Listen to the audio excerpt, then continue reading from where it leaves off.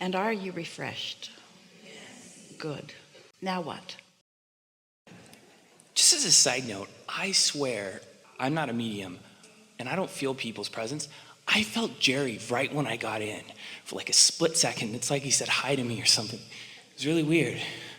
Well, he's always here and eager to visit with anyone who's listening. So my question is this. Around 2013, something started happening in my life where it was almost like the law of attraction didn't matter. In other words, I was able to manifest things despite myself. In other words, it was like I couldn't even get in my own way.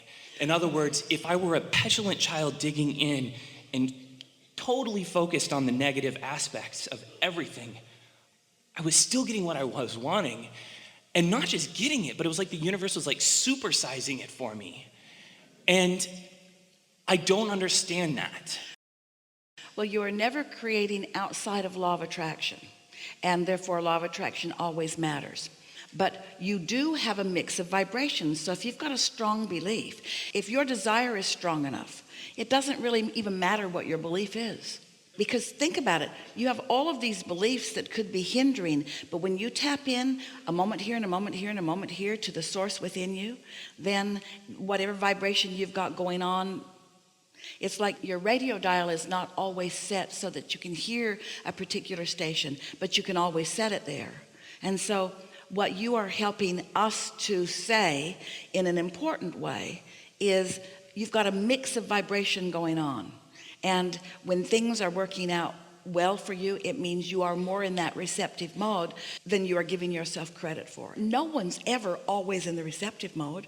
When you came into this physical body, you intended to have step one moments, which really isn't the receptive mode in the sense that you're not receiving from source in those moments. You really intended to be sometimes in the step one and more times in the step three receptive mode.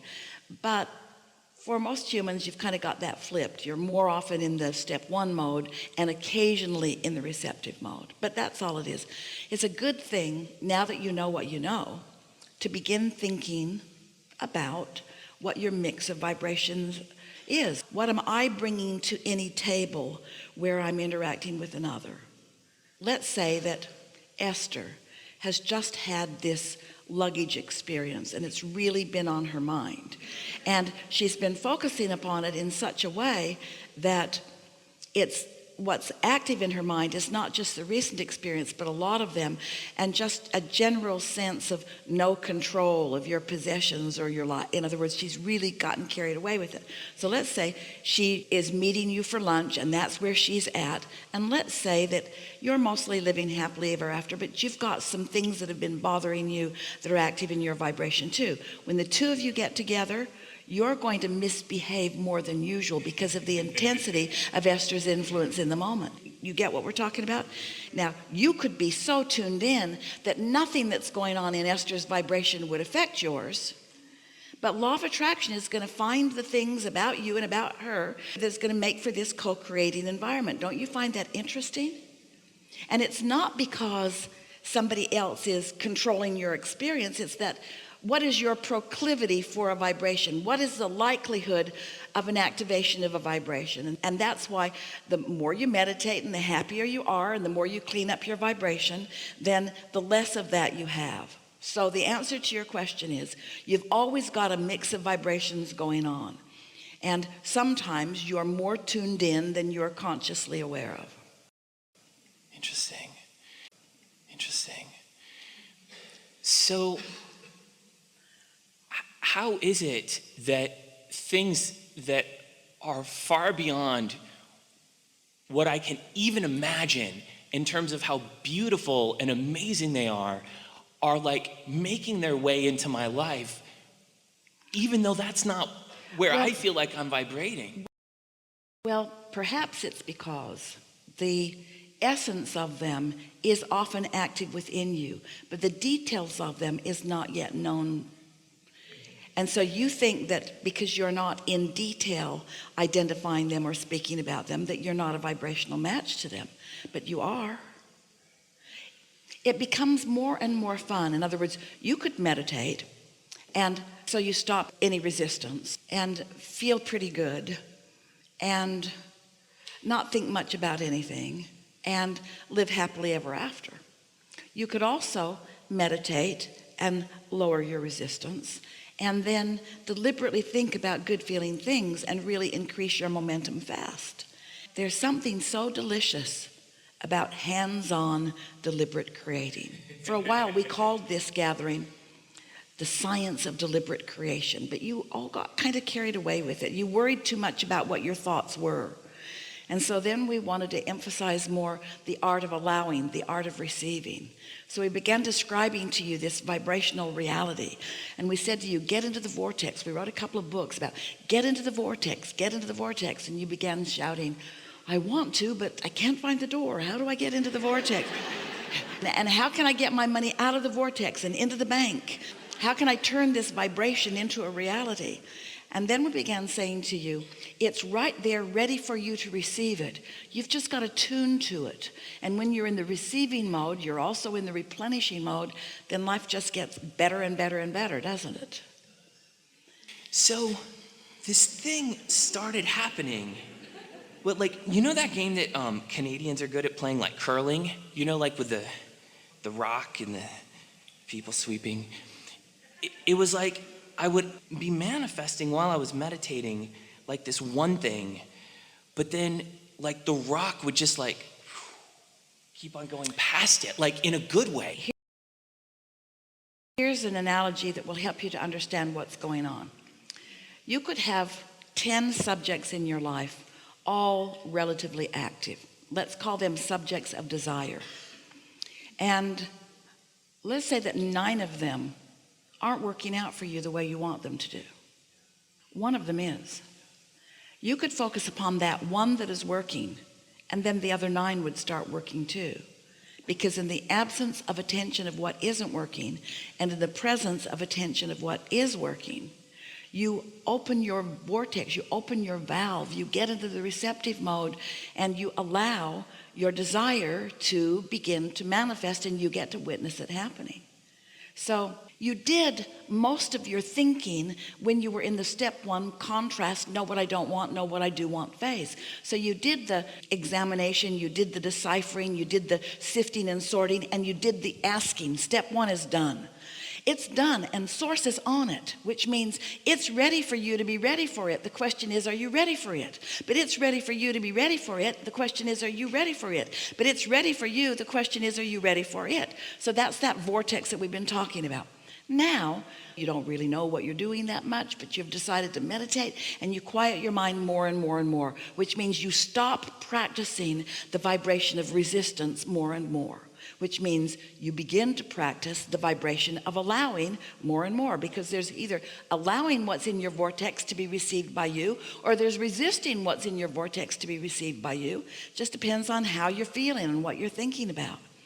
So as you are meditating more, which means you're practicing resistance less, then you're putting yourself in a more receptive mode where you can receive more of those thoughts, and then law of attraction and the momentum causes them to just begin moving faster and faster.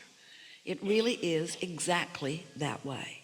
What you're thinking about has a vibrational aspect to it. Your emotions let you know whether you're helping yourself receive what you've been asking for, or whether you're hindering. It really is that simple.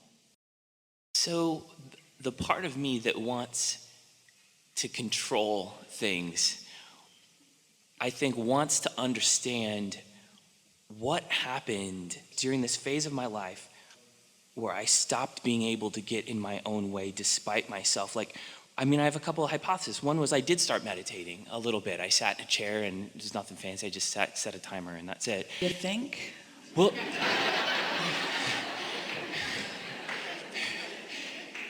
so that could have been it, or like,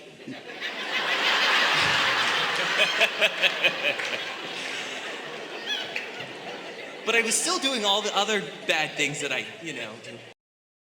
But here's the thing, those other things you're doing aren't bad things. It is a normal thing to always be in a state of comparing and maybe resisting and maybe allowing. There's this mix that's going on within you, and the allowing part of you is much more dominant than you realize. Let's break it down in this way. Can you feel that you are an extension of source energy? Oh, hell yeah. And can you feel that that non-physical inner being source energy part of you is aware of everything you want? Oh, totally. And do you believe that in that knowing, we're going to stand over here where we've been describing that your inner being is, do you get it that that source energy is flowing to you steadily, always, ever, constant thoughts about you realizing even more fully all of the things that you've been asking for? It's a steady stream of knowing and information and path about how you might find more satisfaction about your desires. Can you feel that? Oh yeah, it's like this. So can you feel that on some subjects you've got more resistance, and so you're not getting it, you're a little more clueless? And on other subjects you have a little less resistance, and so things are breaking through more easily. But the point that we're wanting you to acknowledge, and you've done it already, is that the well-being, and the specific well-being, is always flowing to you, and you are receiving it to one degree or another. So is it logical that as you find a thing to feel good about, extra good about, and it's capturing a good deal of your attention so that you're more open than usual, that more things would begin to be allowed by you to manifest in various ways? You see the way it really is. On some things, let's say there's 10 subjects, there are always more than that. On maybe one of those subjects, you've been ready to be ready to be ready to be ready to be ready. And so let's call it subject number 1 is about to burst onto the scene in full manifestation. Well, subject number 2, you might be sort of stuck out here a little bit, where it's more something that you're feeling, but you're not getting very many impulses about it yet because you have a lot of resistance about it. But occasionally you have a better feeling thought about it, but mostly you hang around in a more resistant state. So this myriad, or this multitude of subjects that are in the process of becoming, it's like you're pregnant with 10 babies all at the same time, and one of them is going to be born today and one of them is going to wait 9 months, and so every month or two you'll just go give birth again to something else. That's not the best analogy we've ever offered you, but you sort of get what we mean, because there's this gestation period. And so the better you feel, the more of what you want is realized by you. Your inner being is always presenting it to you. Your inner being is always flowing it to you. It's the realization of it that must happen, and it must happen by you before you see it.